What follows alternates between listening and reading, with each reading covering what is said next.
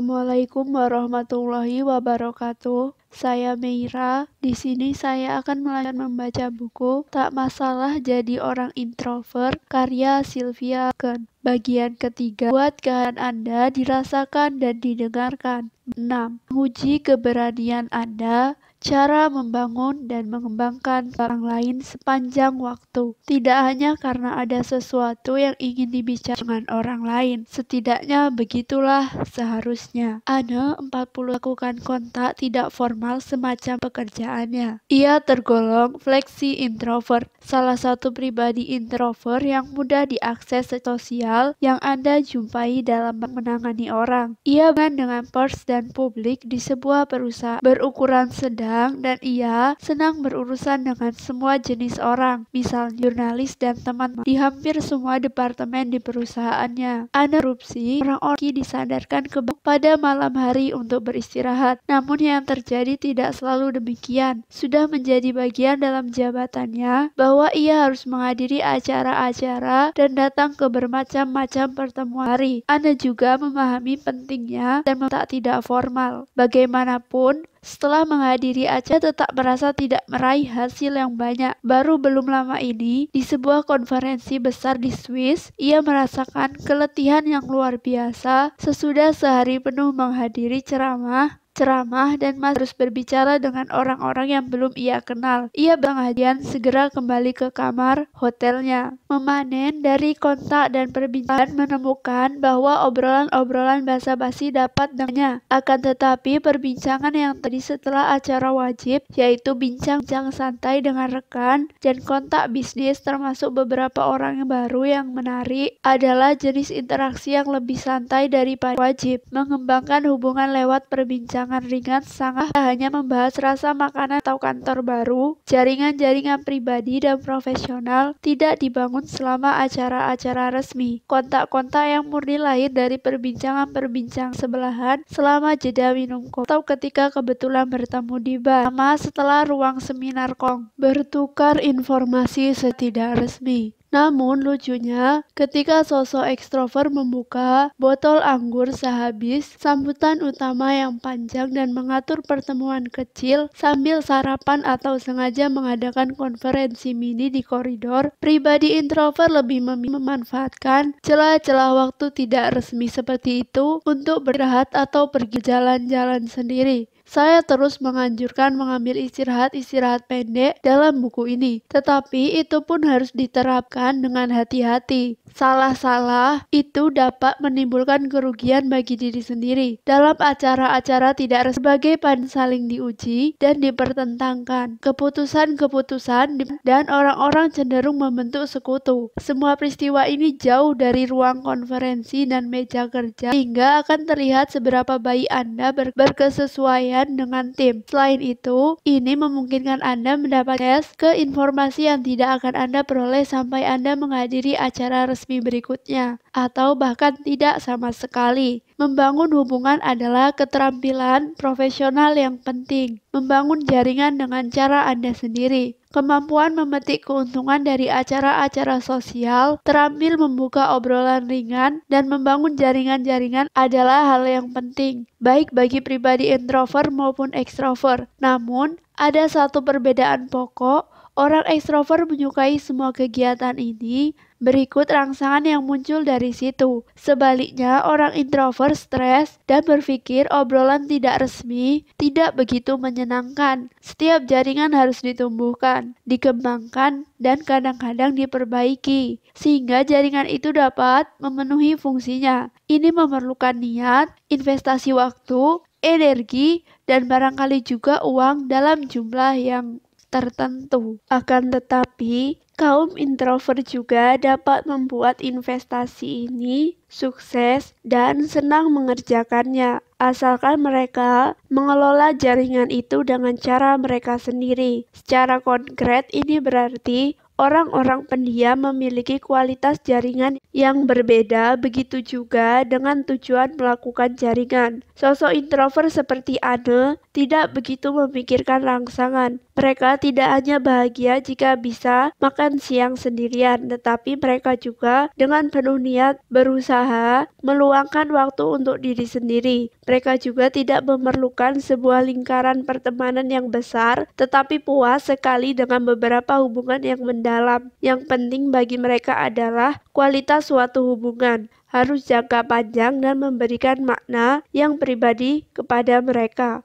Kontak yang bernilai bagi pribadi pendiam harus tahan lama dan bermakna. Kualitas lebih penting daripada kuantitas. Jaringan yang mengakomodasi preferensi ini akan dianggap menyenangkan oleh sosok pendiam. Jaringan itu jelas berbeda dari jenis pengembangan kontak yang lebih disukai oleh pribadi ekstrovert. Bab ini akan menambah jenis jaringan yang disukai introvert. Menumbuhkan kontak, membangun jaringan. Jaringan meliputi segala hal yang berhubungan dengan topik kontak kita semua hidup dalam jaringan hubungan-hubungan, baik pribadi maupun profesional. Kita mengenal orang lain dan orang lain mengenal kita. Kita bertemu lewat keluarga dan lingkaran-lingkaran pertemanan di klub-klub olahraga dan sambil minum dengan kelompok orang yang biasa di perhimpunan profesional dan di klub Rotary, di berbagai resepsi dan di konferensi-konferensi. Jaringan dapat terbentuk setiap kali Anda tidak sendirian. Pada perayaan keluarga, pesta, lomba renang, putri Anda atau saat mengantri di kasir. Singkatnya, semua kegiatan membentuk jaringan dengan sengaja, bertujuan, membangun dan menumbuhkan kontak, tempat untuk bertukar informasi. Jaringan bukanlah klik atau kelompok konspirasi walaupun ada lembaga-lembaga yang sulit atau mustahil diakses. Pada dasarnya, jaringan adalah sebuah tempat yang sangat besar di mana informasi dapat dipertukarkan. Kita hidup di sebuah dunia yang menawarkan banyak kepada kita, selain meminta kita membuat banyak keputusan. Itu sebabnya kita senang mendengarkan orang-orang yang memudahkan kita membuat keputusan. Misalnya ketika kita sedang mencari seorang dokter, seorang akuntan, seorang perancang grafis, atau seorang pengasuh bayi yang baik. Ini juga berlaku bagi orang-orang yang bertanggung jawab dalam pembentukan staf. Pakar jaringan Monica Sedin mempunyai taksiran bahwa 50% dari semua penunjukan jabatan manajemen dibuat berdasarkan kenalan. Dengan kata lain, mereka menghubungi orang-orang yang direkomendasikan kenalan mereka. Jadi, yang kita bicarakan di sini adalah interaksi dengan orang-orang yang memiliki hubungan dengan Anda dan tetap berhubungan secara sukarela. Ada kalanya orang-orang ini terorganisasi dan terhubung melalui kesamaan minat. Contohnya dalam sebuah kelompok yang mewakili kepentingan-kepentingan atau minat tertentu atau dalam sebuah klub olahraga. Akan tetapi, jaringan seringkali tidak diatur secara formal. Contohnya, sekelompok tetangga atau kumpulan teman-teman seangkatan di sekolah atau universitas yang bertemu sekali tiap tahunnya, baik pribadi introvert maupun ekstrovert, akan mendapatkan keuntungan dari koneksi-koneksi melalui jaringan yang tidak terlalu akrab.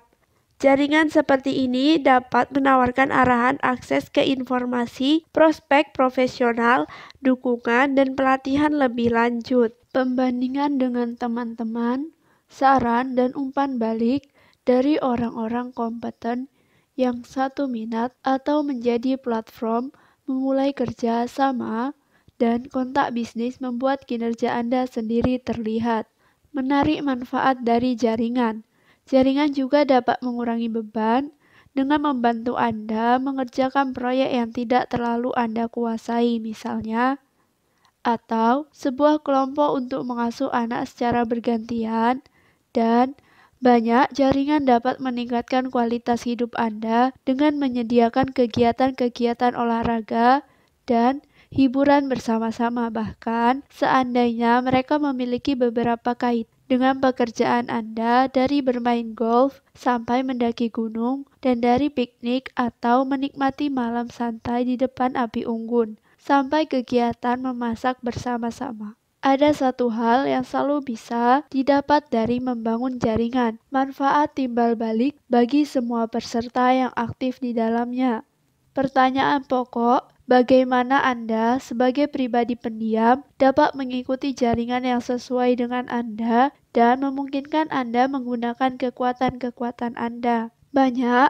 Banyak petunjuk cerdas yang tersedia soal jaringan. Saya ingin mengajukan satu pertanyaan lagi. Bagaimana Anda sebagai pribadi pendiam dapat mengikuti jaringan yang sesuai dengan kekuatan-kekuatan dan kebutuhan-kebutuhan Anda? Dengan kata lain, dengan cara yang sesuai dengan Anda. Di sini, saya membatasi diri dengan strategi-strategi yang menawarkan sebuah jawaban untuk pertanyaan ini. Anda dapat menyusun rencana Anda sendiri pada waktu yang sama. Anda akan menemukan pertanyaan-pertanyaan sesudah setiap strategi yang akan membimbing Anda selangkah demi selangkah. Strategi pertama, tentukan sendiri saran-saran yang jelas definisinya. Kemampuan analitis Anda akan membantu dalam penyusunan rencana dengan tujuan yang pasti dalam pikiran sekaligus membantu Anda menemukan hal-hal pokok, penguasaan substansi,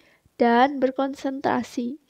2 pertanyaan bagi Anda. Pertama, sasaran apa yang Anda kejar dengan kegiatan jaringan Anda? Misalnya sasaran-sasaran pribadi, hobi termasuk olahraga, meringankan beban, mencari dukungan, pengembangan pribadi, berbagi pengalaman, rangsangan baru, saran-saran profesional, kontak dengan sejawat, berbagi informasi, bantuan, pelatihan, tambahan, pembandingan dengan orang lain, dan prospek karir baru. 2. Jadi, jaringan apa yang Anda minati? Berikan jawaban setepat mungkin. Jaringan pikiran, misalnya perkumpulan inisiatif, pertemanan.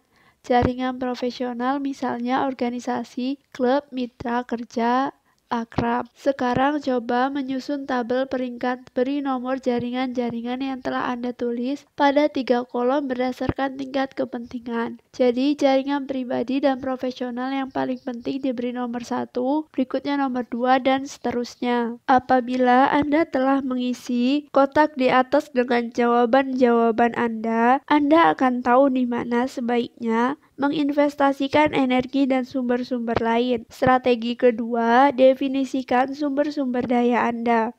Sebagai pribadi pendiam, Anda tentunya menyadari keterbatasan sumber daya yang Anda miliki untuk membangun jaringan. Jadi, lebih penting bila untuk langkah strategis kedua ini, Anda membuat keputusan secara sadar tentang berapa banyak waktu dan energi yang ingin Anda gunakan dan untuk apa. 2 pertanyaan lagi bagi Anda. Yang pertama, mana di antara sumber daya berikut yang dapat dan ingin Anda investasikan dalam kegiatan jaringan Anda? Jaringan pribadi waktu per hari atau per minggu atau per bulan. Jaringan profesional waktu per hari atau per minggu atau per bulan. Anda memerlukan waktu untuk hal-hal seperti menghadiri undangan, mengembangkan kontak, berkomunikasi, dan untuk menduduki jabatan-jabatan kehormatan tertentu. Uang, misalnya per hari atau per minggu atau per bulan. Anda memerlukan uang untuk hal-hal seperti iuran keanggotaan, ongkos perjalanan, penginapan, biaya makan, dan tiket masuk. 2. Sekarang,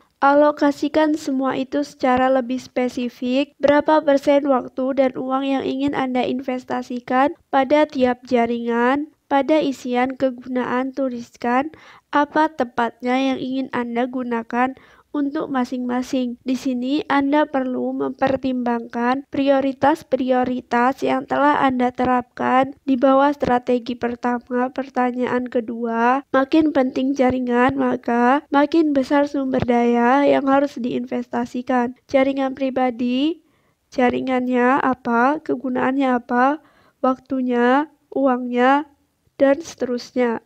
Jaringan profesional, jaringan apa, kegunaan apa, waktunya, dan uangnya, dan seterusnya. Alokasikan sumber-sumber daya Anda Kekuatan-kekuatan pokok seperti kemampuan analisis, penggunaan substansi, dan konsentrasi akan membawa Anda menjalankan kedua strategi pertama tanpa harus mengerahkan terlalu banyak energi. Anda memutuskan sumber daya apa yang Anda miliki, juga bagaimana Anda akan mengerahkannya. Ketika Anda menerapkan rencana-rencana Anda, mungkin saja prioritas-prioritas Anda telah bergeser atau Anda mungkin menggunakannya secara berbeda dari yang telah Anda rencanakan. Itu semua tidak masalah. Yang paling penting adalah mempunyai rencana induk yang masuk akal bagi Anda. Dan yang penting, itu akan memberi Anda beberapa gagasan tentang langkah-langkah pasti yang akan Anda ambil dalam manajemen kontak Anda sendiri. Sekarang, mari kita beranjak kedua strategi yang sesuai untuk berkomunikasi sebagai pribadi pendiam. Strategi 3, memperkenalkan orang-orang yang Anda kenal satu sama lain. Biarkan orang lain saling mendapat manfaat.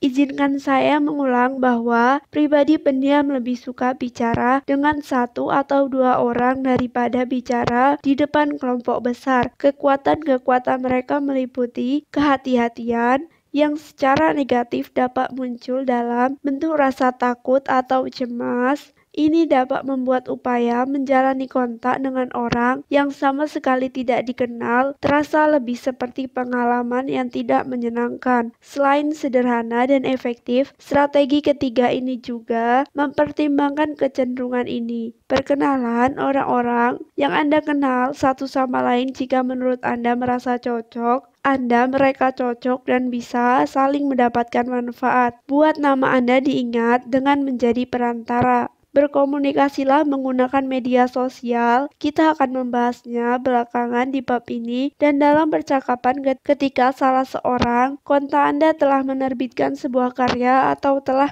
mencapai sesuatu yang patut dirayakan, barangkali menerbitkan sebuah buku, menjadi narasumber sebuah wawancara, atau menerima penghargaan misalnya. Ini adalah cara untuk mengenal kenalan Anda dengan lebih baik, membuat rujukan positif kepada orang lain, dan secara aktif membangun koneksi-koneksi sama. Artinya dengan membuat kesan yang positif bagi diri sendiri. Anda menciptakan manfaat bagi orang-orang yang terkait, dan Anda sendiri jadi terlihat sebagai seorang yang senang menarik perhatian bagi orang lain dan menciptakan manfaat bagi mereka. Ini adalah strategi jaringan yang hebat dan cerdas. Merencanakan 6 upaya pertama Anda dalam bermediasi. Sebuah pertanyaan lain bagi Anda, orang-orang mana yang dapat saling Anda perkenalkan? Jaringan pribadi, siapa, dengan siapa, mengapa, siapa, dengan siapa,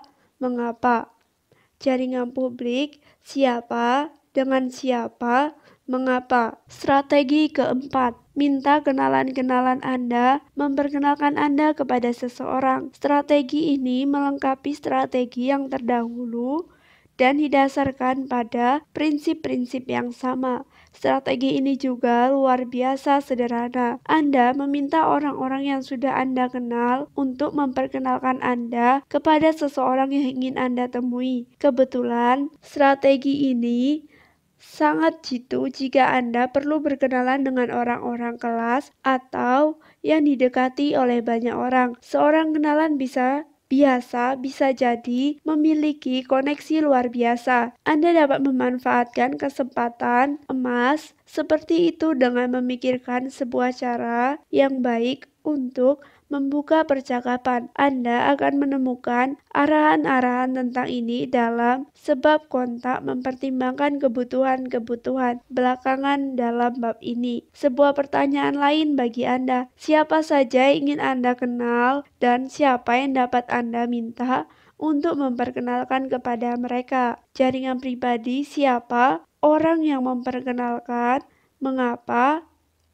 Jaringan publik, siapa, orang yang memperkenalkan dan mengapa. Strategi 5, bersikap konsisten. Sebuah jaringan akan berkembang baik jika ada satu hal, yaitu konsisten. Ini melibatkan dua kualitas di bawah ini. Ketekunan dalam bersikap aktif. Pertama, Anda harus aktif dalam jaringan untuk waktu yang lama.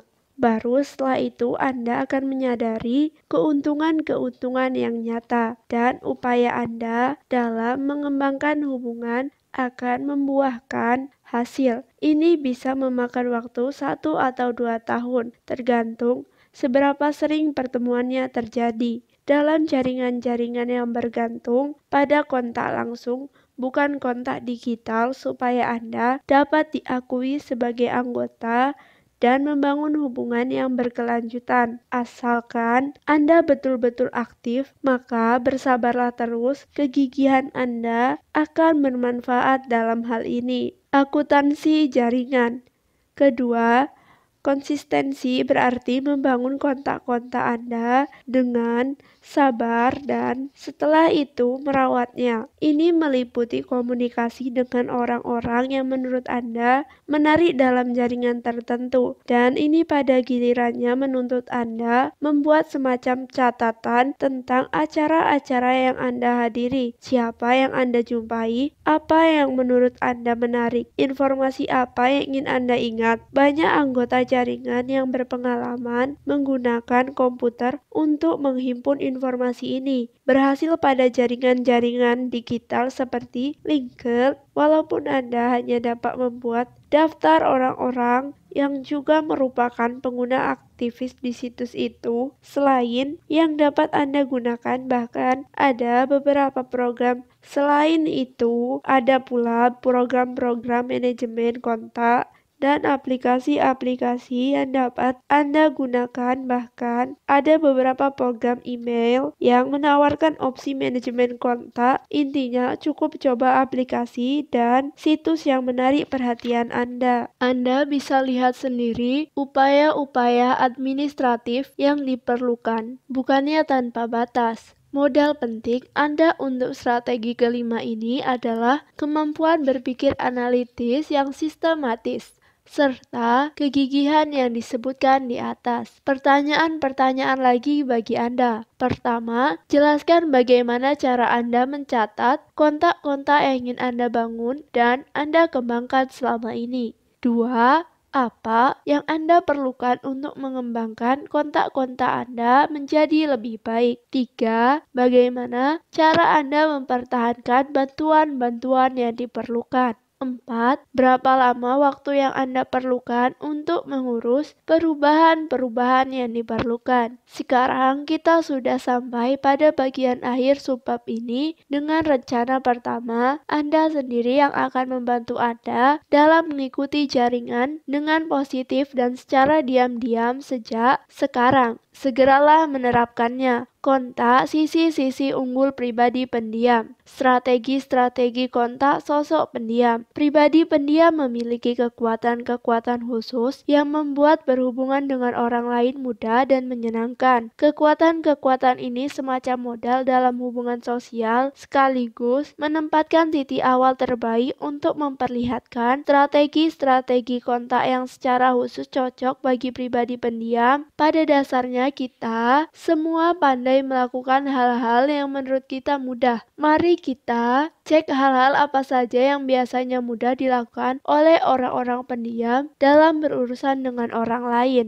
Kekuatan 4, mendengarkan. Membantu membuat telinga Anda tetap terbuka. Dengan memiliki kemampuan mendengarkan, itu salah satu kekuatan dahsyat orang-orang pendiam dalam percakapan. Dibanding rekan-rekan mereka yang ekstrovert, sosok pendiam tidak begitu bergantung pada tanggapan-tanggapan dan konfirmasi dari orang-orang yang mereka ajak bicara. Sosok introvert suka mengumpulkan impresi dan informasi, dan cara yang terbaik untuk melakukan adalah dengan membuka lebar-lebar telinga Anda. Apabila seorang bersedia mendengarkan, orang yang berbicara sangatlah beruntung. Mereka mendapatkan perhatian, sebuah ruang tempat mereka dapat mengekspresikan diri tanpa merasa tertekan. Ucapan mereka diperhatikan. Pribadi ekstrovert senang memilih pikiran-pikiran mereka sambil berbicara, sedangkan orang-orang introvert lebih suka menggunakan gagasan-gagasan yang telah mereka pikirkan dengan cermat dan telah dirumuskan dengan tepat. Para introvert juga akan diuntungkan jika berkesempatan berbicara dengan sesama introvert. Pada kesempatan itu mereka akhirnya dapat mengekspresikan diri tanpa merasa tertekan. Mendengarkan secara tulus dapat mendongkrak presensi. Mendengarkan memiliki kualitas yang beragam. Yang terbaik adalah ketika telinga si pendengar terbuka dalam dua cara secara bersamaan. Pertama, tanpa prasangka dan dengan rasa ingin tahu. Dengan kata lain, ia tidak membiarkan diri dihalangi oleh praduga-praduga atau hal-hal yang sudah lazim sekaligus tidak bakal merasa bosan. Kedua, si pendengar tidak berusaha mengungkapkan yang ingin ia katakan ketika orang lain sedang bicara. Perhatian macam ini memberikan hasil paling baik ketika mendengarkan dengan penuh perhatian sambil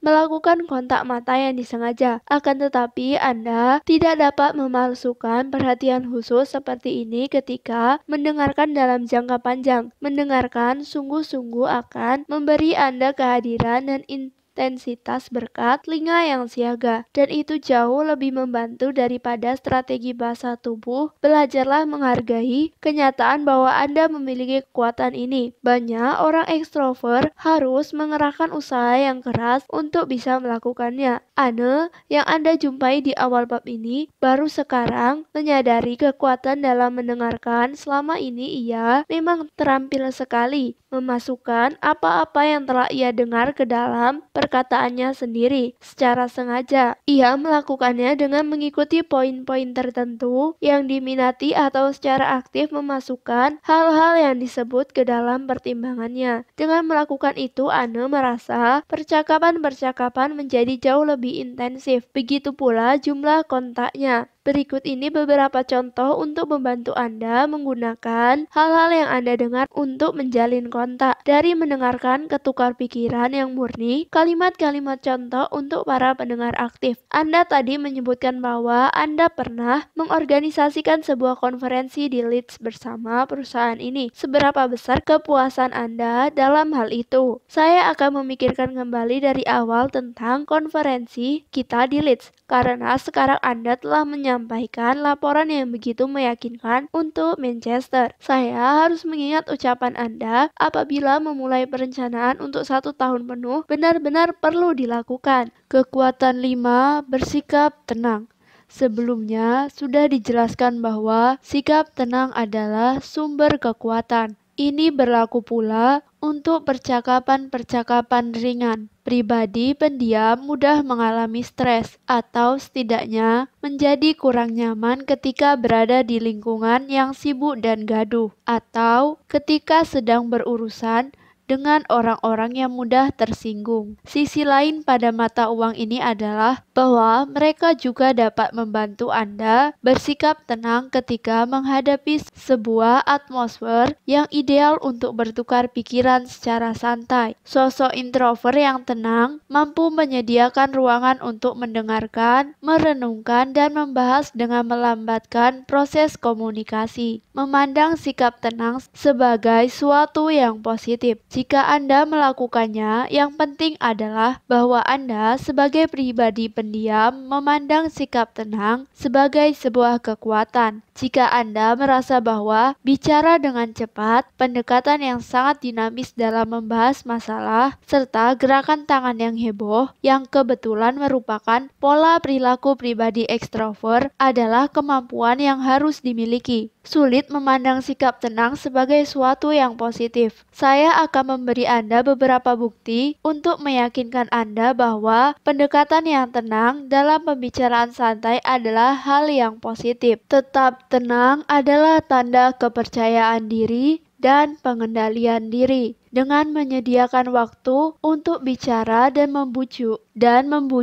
Anda menunjukkan bahwa Anda menyediakan ruang bermanuver bagi diri sendiri. Anda tidak menempatkan diri di bawah tekanan. Pakar gerak dan sikap tubuh sepakat bahwa orang-orang yang bersikap tenang menunjukkan kesan percaya diri, mapan, dan bermartabat. Kesan tegas. Bagaimanapun untuk menghasilkan pengaruh besar segala sesuatu yang Anda perbuat atau katakan ketika membahas sesuatu dengan orang lain haruslah terkesan tegas dan pasti. Ini perilaku yang alami, mengingat sikap tenang berasal dari dalam, maka semua gerak tubuh Anda, entah gerak mata, tangan, atau kaki, bakal terlihat jelas dan penuh motivasi ketika Anda berbicara dengan kalimat yang lengkap. Itu mendatangkan kesan bahwa Anda tahu persis yang ingin Anda katakan. Bersikap tenang membuat orang yang bicara dengan Anda merasa santai. Sosok ekstrovert merasa lebih mudah menarik perhatian ketika ia sedang berbicara tentang sesuatu. Namun, dalam kebanyakan kasus, mereka bukan mayoritas. Jika Anda ingin situasi di mana sebagian besar orang yang terlibat adalah ekstrovert, saya menganjurkan Anda datang ke acara konferensi serial televisi. Secara umum, sekitar 30-50% orang yang menghadiri acara-acara sosial adalah introvert. Mereka merasa bicara dengan sesama introvert luar biasa membuat santai. Mengobrol dengan orang-orang yang tidak membuat mereka merasa tertekan ketika bertukar pikiran, bahkan siap untuk menunggu sebentar sewaktu lawan bicara mereka diam sejenak untuk berpikir atau harus mencari kata yang tepat. Tidakkah Anda merasakan hal yang sama? Dalam kultur barat, jeda ketika bercakap-cakap bisa jadi dianggap remeh, menghilangkan tekanan dari suatu situasi. Banyak orang merasa perbincangan basa-basi menyebabkan stres. Mereka merasa agak tidak nyaman berada dalam situasi-situasi sosial dengan orang-orang yang tidak mereka kenal. Sosok introvert lain khususnya, tetapi juga banyak orang ekstrovert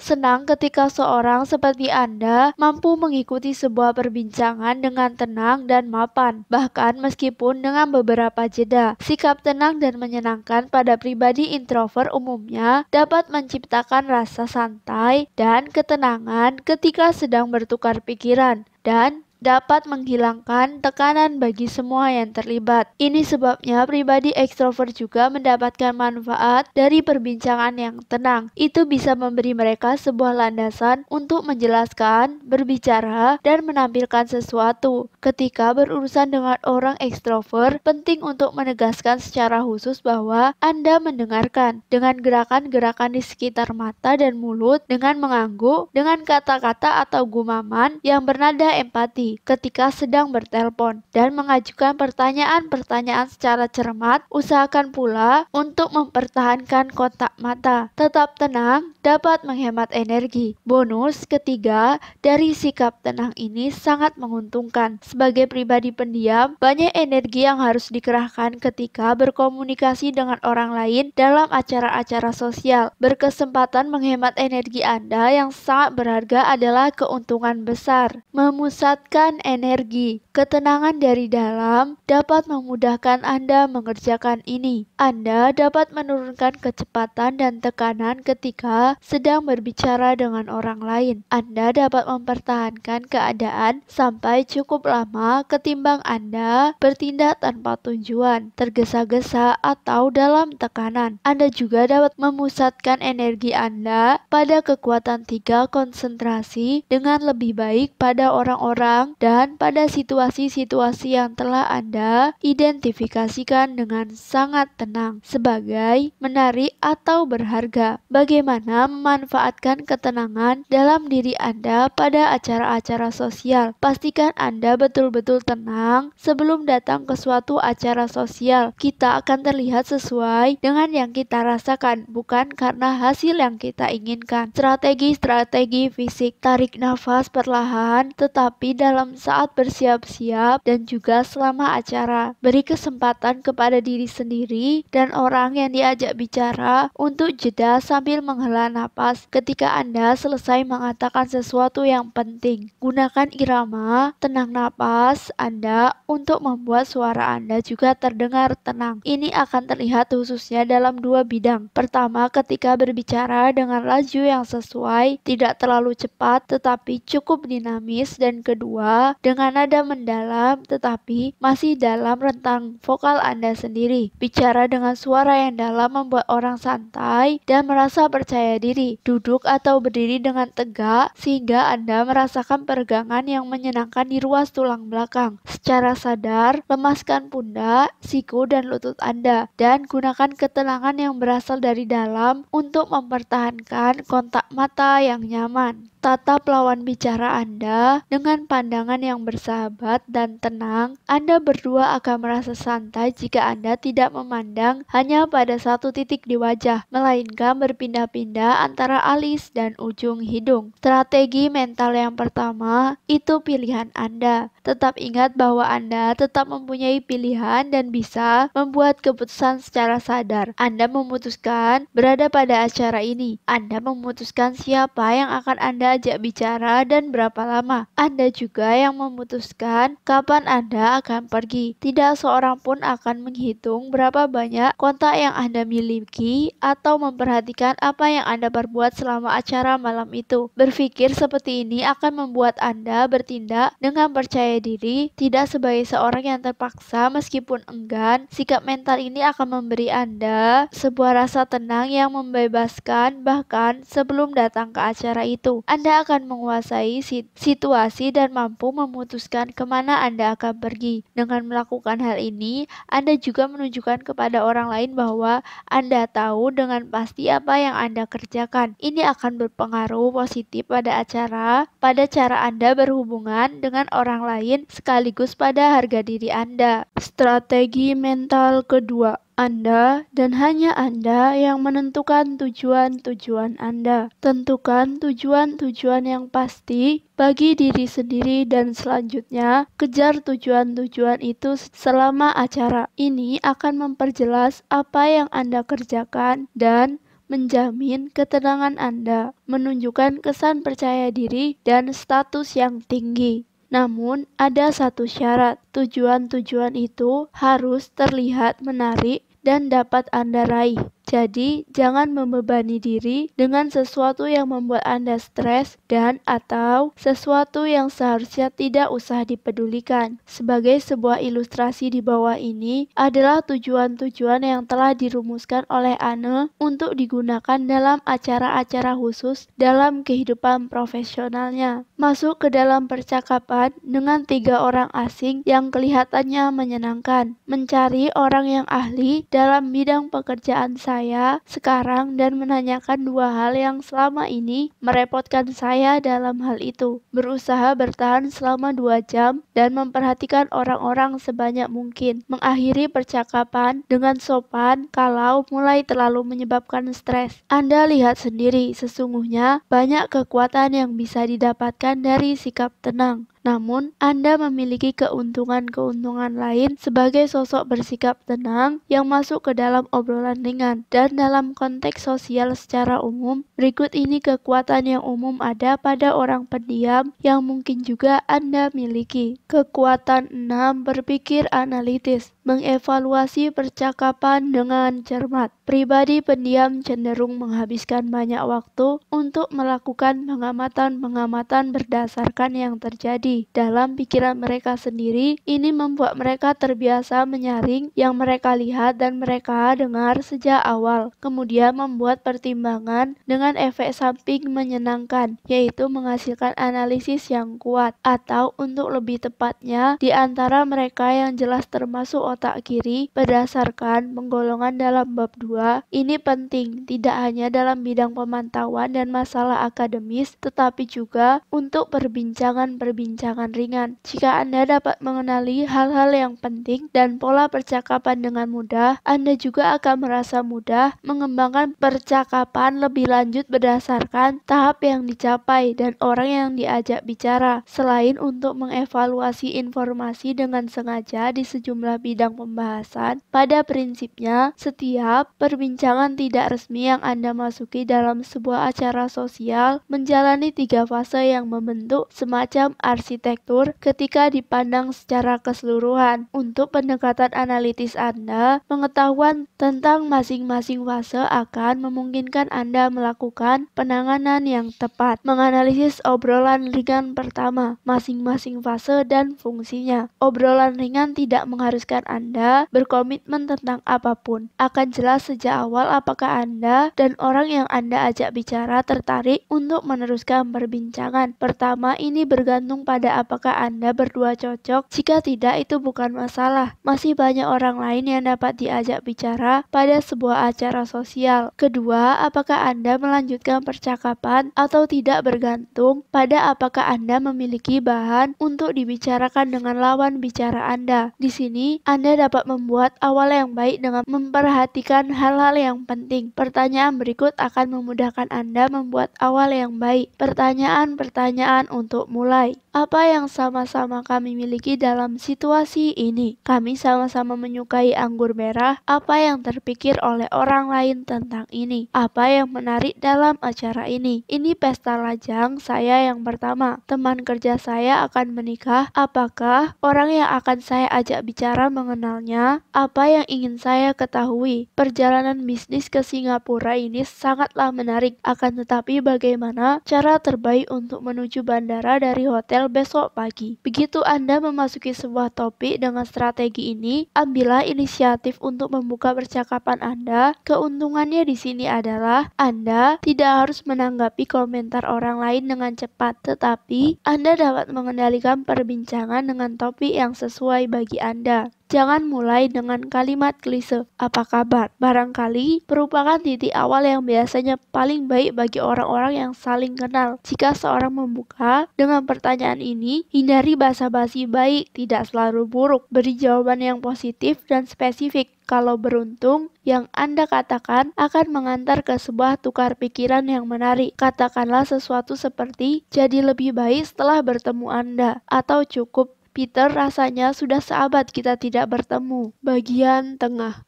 Di bagian tengah Anda perlu mempertahankan agar percakapan berlanjut sehingga menjadi menyenangkan dan bermanfaat bagi Anda dan orang yang Anda ajak bicara. Ini tidak berarti bahwa hanya Anda sendiri yang boleh bicara. Dengarkan, ini kekuatan Anda berikutnya. Lihat bawah atau ajukan pertanyaan-pertanyaan terbuka yang menunjukkan minat. Dengan kata lain, pertanyaan-pertanyaan yang tidak dapat dijawab dengan ya atau tidak. Dan biasanya dengan pertanyaan yang didahului dengan apa, siapa, dan di mana. Contoh pertanyaan terbuka. Apa cara terbaik untuk apa yang terjadi berikutnya? Di mana saya dapat menemukan? Di mana saya bisa mendapatkan?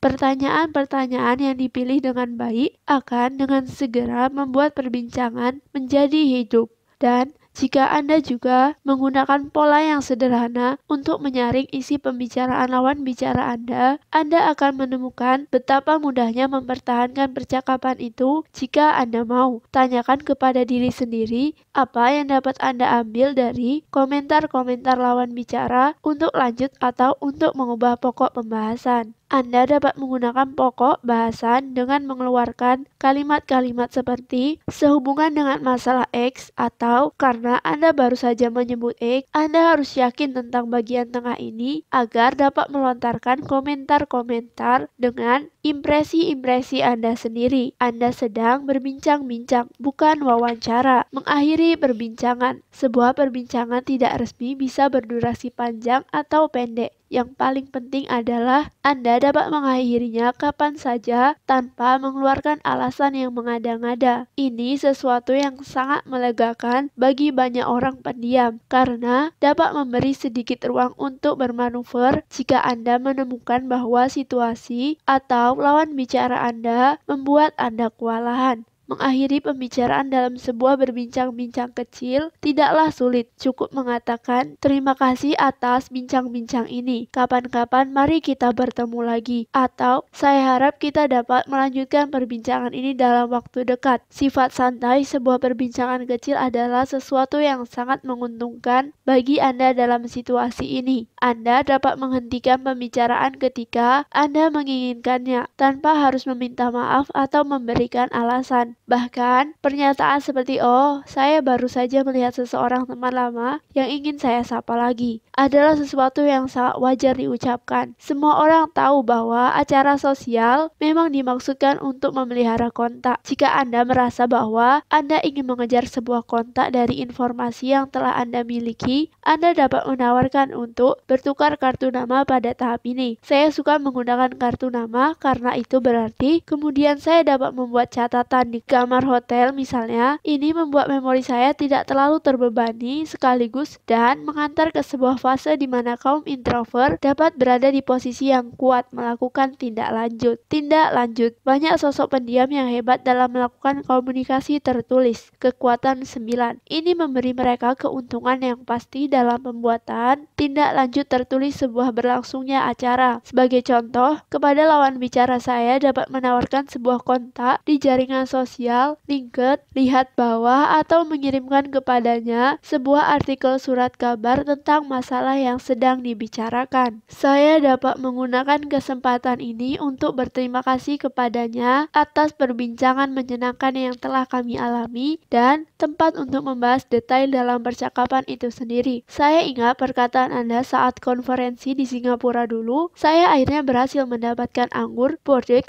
seperti apa yang Anda sarankan. Sekali lagi terima kasih banyak. Seperti yang dijanjikan, saya telah melampirkan pada email ini. Anda akan menemukan lebih banyak saran untuk tindak lanjut di bawah ini. 3 saran untuk tindak lanjut Anda. Yang pertama, kirimkanlah surat alih-alih email meskipun email tidak dilarang, tetapi kehadiran surat dan kartu nama telah semakin langka sehingga akan lebih berkesan. Tulis sesuatu yang dapat dimanfaatkan. Orang yang bersangkutan harus merasa bahwa ia telah mendapatkan kejutan menyenangkan yang di luar dugaannya, tetapi dapat memanfaatkannya. Sebuah tautan, artikel, sebuah saran tentang tempat di mana ia dapat menemukan sesuatu yang ia butuhkan. Jika Anda memutuskan mengirimkan sebuah email, sebaiknya hindari lampiran yang berisi banyak data. Ini sering berakhir di folder spam. Sebagai gantinya, kirim sebuah tautan atau jika teks Anda tidak terlalu panjang, tulis saja di dalam isi email. 3. Tulis sesegera mungkin. Orang yang bersangkutan mungkin akan masih mengingat Anda dengan jelas sampai 4 hari kemudian. Menganalisis obrolan ringan 2. Cara terbaik adalah mencari pokok bahasan yang sesuai termasuk bagi Anda. Pribadi introvert memerlukan substansi. Anda baru saja melihat cara mencari topik pada awal atau bagian tengah perbincangan sekaligus cara mengendalikan perbincangan tersebut. Seringkali perbincangan sejenis ini malah dianggap kurang mencukupi bagi pribadi pendiam seperti Anda. Mereka senang berbicara tentang yang jauh lebih berbobot. Bahkan dalam situasi tidak resmi yang tujuan utamanya adalah menjalin hubungan, mereka menginginkan kontak yang memberi mereka kesempatan untuk memikirkan sesuatu secara mendalam. Jika mereka tertarik pada seseorang, atau jika orang itu memiliki sesuatu yang cukup istimewa bagi mereka, atau karena ada sebuah kesempatan sangat menarik untuk bertukar pikiran tentang topik tertentu. Dari obrolan ringan menjadi pembahasan serius. Akan tetapi, tantangan yang sesuai adalah menemukan sesuatu yang jauh lebih disukai oleh sosok pendiam. Pembahasan mendalam, banyak orang introvert lebih menyukai obrolan ringan jika obrolan itu memungkinkan mereka mengubahnya menjadi perbincangan serius. Dengan kata lain, menjadi sesuatu yang isinya menarik bagi mereka dan memudahkan terjadinya semacam diskusi. Alangkah idealnya jika sikap tenang juga ada di sini, sehingga ada waktu dan ruang untuk dibahas dengan cermat, dengan jeda-jeda di antara babak-babak perbincangan yang berbeda juga, suasana yang damai. Selanjutnya, pembahasan sesuatu topik dengan lawan bicara yang menyenangkan, bahkan dapat berarti sosok introvert yang terlibat sesungguhnya dapat mengambil energi dari perbincangan itu, bukan hanya mengeluarkan energi dengan hasil-hasil sampingan yang menyenangkan, seperti rasa senang dan puas yang sangat besar. Bincang-bincang serius biasanya dihubungkan dengan pandangan bahwa itu perbincangan yang tulus yang biasanya dipandang sebagai keterampilan sosial yang penting. Dewasa ini pada zaman pesan singkat, Facebook, dan Twitter, banyak orang merasa sulit untuk memberikan perhatian penuh kepada sebuah diskusi yang substansial, apalagi memulainya. Namun, mempelajari cara melakukan perbincangan berbobot bukan hal mustahil. Orang-orang yang berminat terhadap substansi yang memiliki kekuatan dua, merasa perbincangan semacam ini mudah dilakukan. Maka jika Anda melakukan sebuah upaya untuk mengadakan sebuah tukar pikiran yang murni, Anda akan segera melihat pengaruh positifnya terhadap hubungan Anda dengan orang yang sedang Anda ajak bicara. Memilih topik dengan cerdas. Sebagaimana telah kita lihat, akan lebih mudah jika di babak awal perbincangan Anda memilih sebuah topik yang Anda tahu dapat mengantar Anda berdua lebih dekat ke sesuatu yang pernah dialami bersama-sama. Perjumpaan terakhir, komunikasi terakhir, atau cukup betapa senang Anda melihatnya lagi. Dan sesuatu yang ada di tempat dapat pula membawa Anda lebih dekat dengan orang yang Anda ajak bicara. Mengenal tuan rumah, rute, ke atau dari bandara, pilihan makanan dalam perjamuan atau acara pada malam itu. Saran-saran untuk memilih sebuah topik. Anda tidak harus menjadi filosof untuk mencari cara agar perbincangan bisa beralih ke sesuatu yang lebih substansial. Putar otak Anda, lalu susun sebuah daftar yang memenuhi satu syarat. Anda memang tertarik dengan topik itu. Berikut ini daftar contoh yang dapat Anda kembangkan sesuka Anda. Beberapa topik dengan substansi. Situasi-situasi yang telah Anda lalui, mungkin bersama-sama ketika ada seseorang atau sesuatu yang membuat Anda terkesan. Pembicara utama konferensi, pembicara terkenal, 87 tahun membuat semua orang seperti tersihir. Hal-hal yang menarik bagi Anda dan menurut Anda juga menarik bagi lawan bicara. Contoh, gedung tempat konferensi IT akan diadakan biasanya adalah sebuah pabrik coklat. Anda mungkin penasaran soal fitur-fitur umum yang kemungkinan ada di sana. Hal-hal yang ingin Anda ketahui lebih banyak, terutama jika lawan bicara Anda akrab dengan hal-hal tersebut tentang rapat jaringan misalnya. Tanyakan apakah perusahaan tempat lawan bicara Anda bekerja memiliki kuota untuk karyawan perempuan. Apa pendapat tentang itu? Pertanyaan-pertanyaan yang terpikir oleh Anda berkat hal-hal yang terjadi di sekitar Anda. Apa pengaruh musik latar ini? Kontak. Ikut memperhitungkan kebutuhan-kebutuhan. Anda telah mengambil langkah pertama di subbab sebelumnya. Anda tahu tukar pikiran macam apa yang cocok bagi Anda. Sekarang, Anda dapat dengan pasti mencari orang-orang dan situasi-situasi yang akan membuat hidup Anda lebih berharga. Sebuah pertanyaan bagi Anda. Kekuatan-kekuatan mana yang memudahkan Anda bicara dengan orang-orang yang belum Anda kenal? Saya merasa relatif mudah mengubah obrolan ringan menjadi perbincangan serius. Kekuatan 2. Atau saya seorang pendengar yang baik dan dapat memanfaatkan yang saya dengar untuk membuat percakapan terus berkembang. Kekuatan 4. Atau mudah bagi saya untuk menenangkan diri. Kekuatan 5. Atau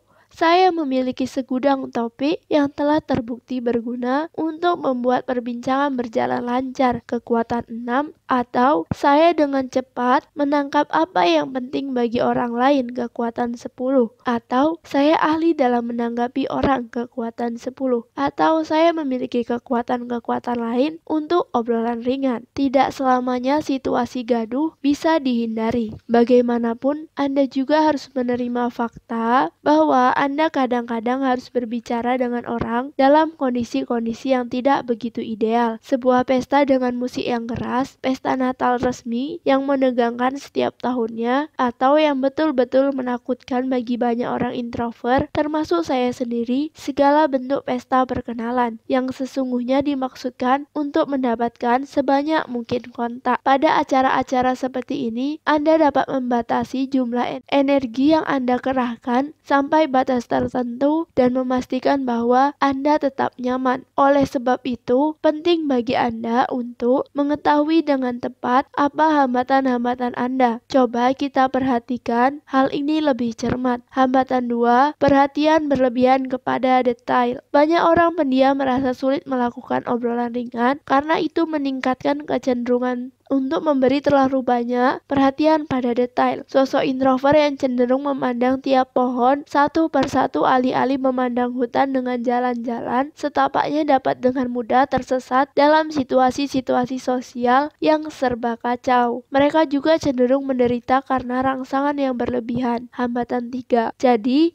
alangkah baiknya membuat struktur untuk situasi yang ada dengan cermat. Strategi-strategi sederhana berikut akan memudahkan Anda berkeliling dengan percaya diri di dalam sebuah kelompok orang sambil tetap merasa yakin terhadap diri sendiri. Obrolan ringan, strategi-strategi untuk meningkatkan kejelasan. Yang pertama, berfokuslah pada kualitas bukan kuantitas. Pribadi pendiam mempunyai cara khusus untuk menciptakan hubungan yang akrab antara mereka dengan orang lain yang mereka pilih. Di sini penekanan ada pada pilihan mereka. Alih-alih membuat banyak kontak dengan banyak orang, sosok introvert lebih menyukai kontak yang intensif dan teratur dengan sedikit orang. Dan selanjutnya mereka juga berinvestasi dalam hubungan-hubungan ini. Banyak orang introvert merasa percakapan satu lawan satu lebih menyenangkan daripada bertukar pikiran dengan sekelompok orang. Mereka merasa lebih santai jika berhadapan dengan satu orang, dan jumlah gagasan yang datang juga dirasa masih sesuai dengan daya tampung mereka. Topik yang diberikan lebih mudah dikelola dalam batas-batas ini, dan mempertimbangkan pandangan orang lain pun menjadi lebih mudah karena yang terlibat hanya satu orang. Oleh sebab itu, sedapat mungkin lakukanlah perbincangan satu lawan satu apabila Anda bicara dengan 3 atau 4 orang secara gantian. Pada suatu acara, hasilnya akan baik jika perbincangan itu menyenangkan, mendalam, bukan melebar, beralih dari obrolan ringan ke perbincangan yang nyata, dan lebih berpeluang mengantar ke kontak-kontak yang jangka panjang daripada ketika menggunakan strategi kontak melebar yang lazim dipakai oleh kaum ekstrovert. 2. Posisikan diri dalam ruangan. Pada awal acara, cari dulu bermacam-macam titik penyelamat yang kalau perlu dapat Anda gunakan untuk kabur. Pola pikir seperti ini akan membuat Anda mampu memandang ruang sebagai struktur yang terkendali. Di samping itu juga Anda melindungi Anda dari hambatan 3, rangsangan berlebihan. Cari tempat duduk yang memungkinkan Anda memiliki pandangan yang bagus ke seluruh ruangan. Jika Anda sedang mencari orang-orang baru untuk diajak bicara, alangkah baiknya jika Anda memilih tempat di dekat pintu. 3. Cari seseorang yang dapat diajak bicara. Cari orang-orang yang kelihatan ramah, sedang sendirian, dalam kelompok kecil atau dalam kelompok terbuka. Anda juga dapat membuat pengaturan dengan orang-orang itu sebelum acara. Misalnya, jika Anda merasa ingin bertemu dengan mereka secara pribadi sesudah berkirim email, atau jika Anda ingin membicarakan sesuatu yang spesifik. 4.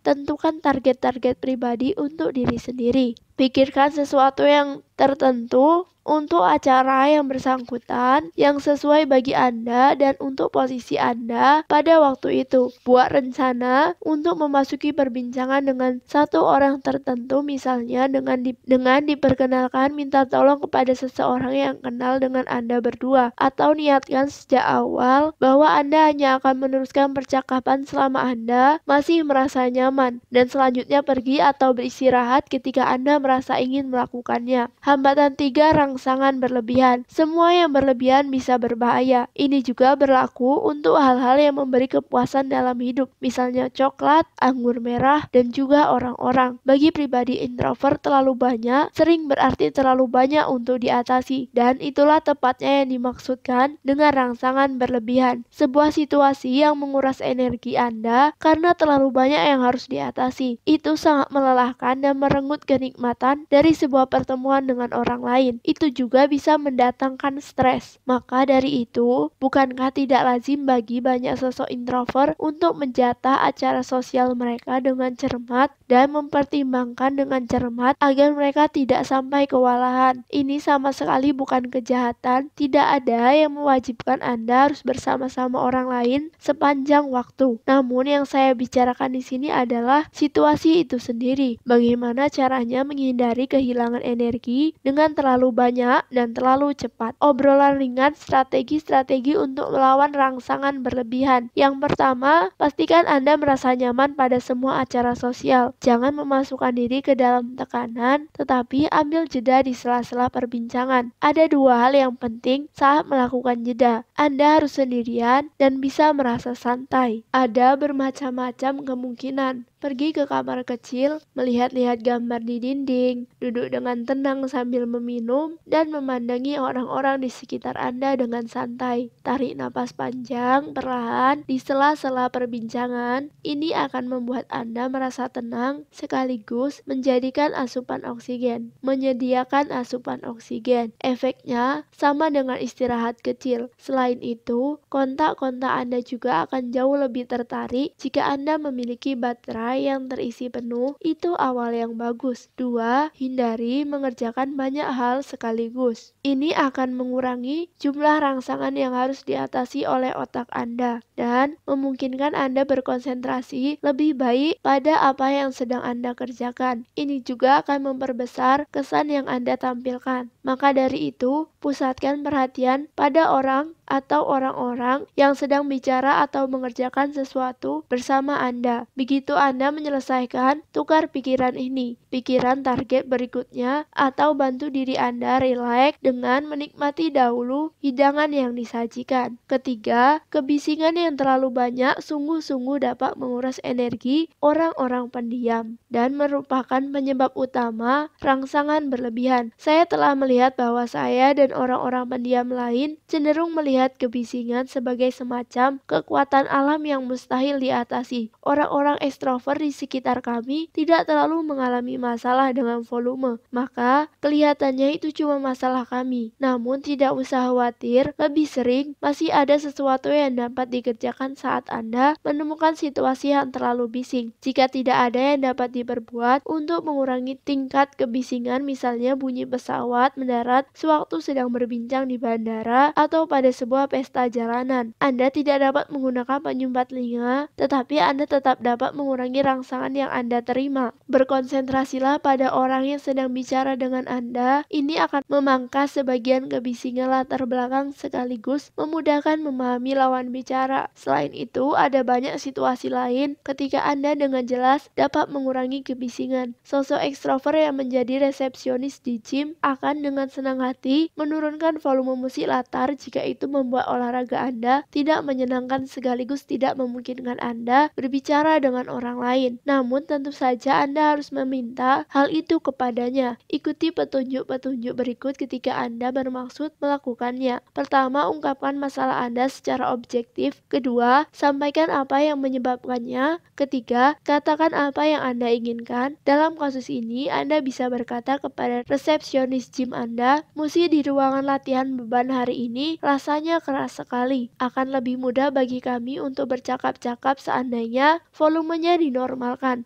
Bolehkah volumenya dikecilkan? Hambatan 4. Sikap pasif. Apabila Anda memandang ke sekeliling dalam sebuah acara sosial, Anda akan menyaksikan sosok-sosok introvert yang hanya kelihatannya saja aktif. Mereka sedang mencari minuman atau sedang melihat-lihat pesan pada ponsel cerdas Anda, atau membolak-balik kertas, atau membolak-balik melihat arloji. Ini jelas tidak baik dalam upaya mendatangkan kontak. Mengambil inisiatif. Kesempatan-kesempatan untuk mencoba membuat kontak biasanya terkesan tidak terstruktur. Orang-orang pendiam sering tidak yakin tentang yang dapat dan harus mereka kerjakan untuk berhubungan dengan orang-orang lain dalam ruangan. Ini dapat dengan mudah mengantarkan ke ketidakpastian dan hilangnya kepercayaan diri. Maka, orang-orang pendiam ini pun jadi merasa tak nyaman awalnya. Mereka merasa sangat tergoda untuk tidak berbuat apapun dan menahan diri. Bukannya dengan sengaja berbuat sesuatu guna mendapatkan kontak. Dengan cara ini mereka membuat diri sendiri bergantung pada orang-orang lain. Jika mereka tidak mengambil inisiatif, sosok-sosok pendiam akan ditinggal sendiri. Namun jika pihak lain sungguh mengambil inisiatif, orang-orang yang pasif harus menanggapi peluang apapun yang datang dan tidak dapat memutuskan sendiri dengan siapa mereka akan berbincang dan tentang apa. Dalam kasus yang paling buruk, mereka tidak mampu menangani kesempatan itu sama sekali atau tidak cukup sigap, sehingga mereka kehilangan kesempatan untuk mendapatkan kontak yang menyenangkan. Saran-saran untuk membuat kontak. Jadi, jelas kesimpulannya adalah lebih baik mengambil inisiatif ketika sedang membuat kontak. Anda akan merasa lebih mudah melakukannya jika Anda memangkas bagian-bagian yang rumit, dan karena itu, tingkat ketidakpastian dalam komunikasi Anda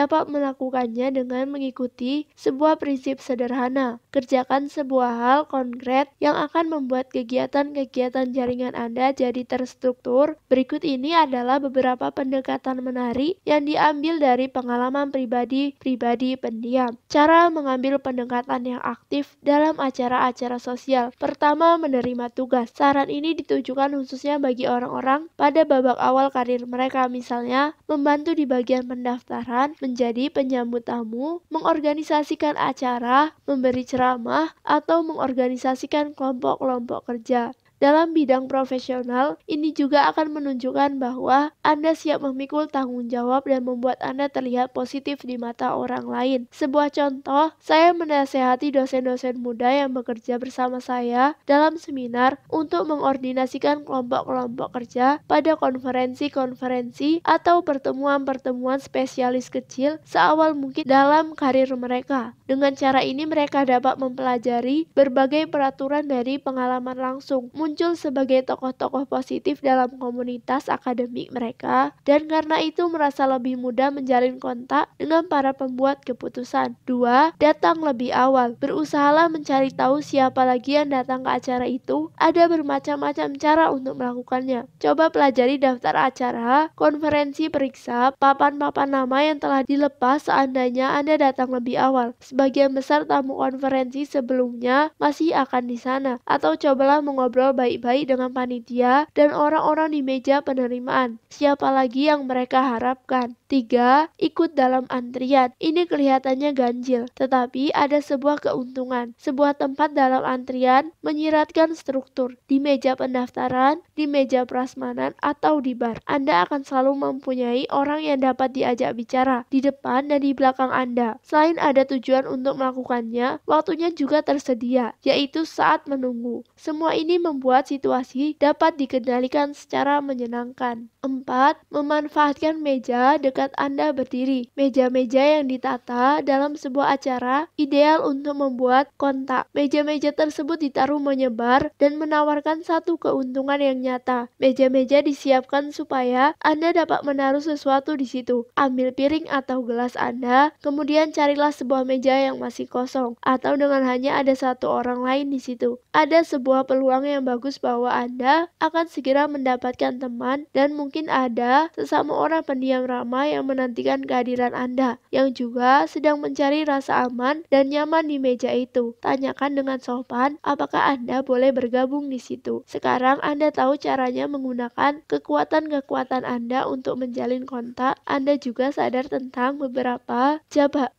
jebakan dan godaan yang sering harus dihadapi oleh pribadi pendiam. Akhirnya, kita akan berurusan dengan situasi-situasi sosial tempat orang-orang yang akan Anda ajak berkomunikasi tidak hadir secara pribadi, tetapi di jaringan online dengan ruang-ruang terbuka lebar. Kontak-kontak di zona nyaman, media sosial, jaringan-jaringan digital dan forum-forum kontak juga disebut media sosial, ideal sebagai ajang untuk melakukan kegiatan menambah jaringan. Facebook, link, Twitter, Google, Di samping itu, media sosial juga menawarkan jasa-jasa pembentukan kemitraan, forum-forum diskusi, ruang-ruang mengobrol, nyaris segalanya bisa dilakukan. Semua platform online mempunyai dua kesamaan, memungkinkan Anda menciptakan kontak-kontak tidak langsung dalam bentuk tertulis, artinya itu sesuai dengan kekuatan 9 yang dimiliki oleh pribadi pendiam, keterampilan menulis alih-alih berbicara. Jaringan online memungkinkan sebuah kesempatan bagi pribadi introvert yang tidak suka bicara untuk membuat kontak, tetapi bukan kontak yang sesungguhnya. Pasalnya selalu ada jarak di dunia digital. Gagasan-gagasan dipertukarkan dengan sedikit waktu jeda, berbeda dengan komunikasi lisan langsung, dan secara ruang Anda juga terpisah. Ini pun memberi rasa aman yang menyenangkan. Ada banyak waktu untuk menanggapi, yang sesuai bagi pribadi introvert yang senang berpikir sampai masak sebelum mengatakan apapun. Saya pernah membaca kutipan berikut di Twitter, 140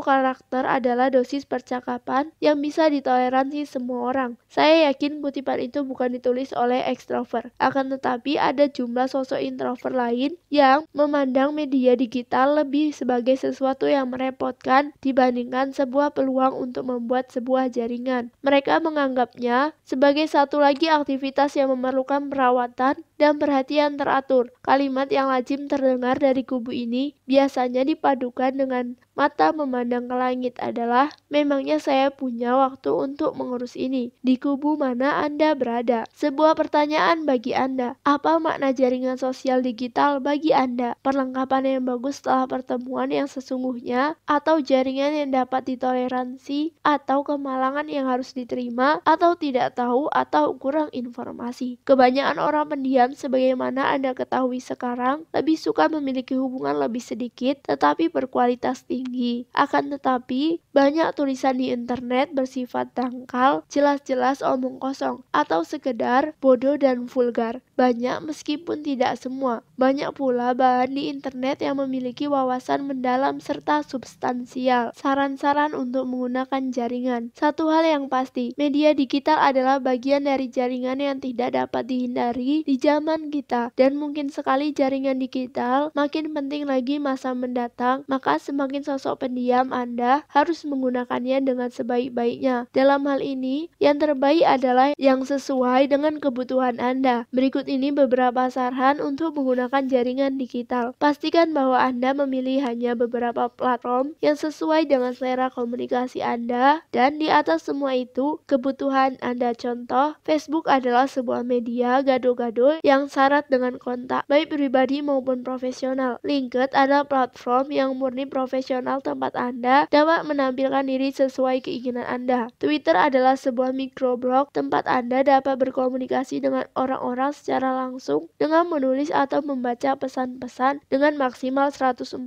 karakter. Google telah bersaing dengan semua jaringan tersebut sejak pertengahan 2011. Masih banyak platform yang lain. Pilih paling banyak 2 saat Anda memulai berkomunikasi menggunakan situs-situs digital pilihan Anda itu dan lakukan secara teratur. Bangun profil Anda di tiap jaringan itu agar sesuai dengan tujuan-tujuan Anda dan pesan-pesan yang diperlukan. Jaringan hanya bermanfaat jika Anda mengembangkan kontak dan profil Anda. Bersikaplah jelas dan konsisten dalam pesan-pesan yang Anda kirim dan dialog-dialog yang Anda lakukan. Ini akan memberi Anda identitas online yang Anda butuhkan. Pada awalnya, jangan langsung melihat kontak media digital Anda sebagai hubungan pertemanan atau profesional. Namun, baik hubungan pertemanan atau profesional. Namun, hubungan pertemanan maupun profesional dapat berkembang dengan kecepatan yang menakjubkan jika pertukaran gagasan di situ berjalan dengan baik. Saya telah memutuskan menggunakan Xing, sebuah platform profesional yang populer di Jerman, dan Twitter sebagai platform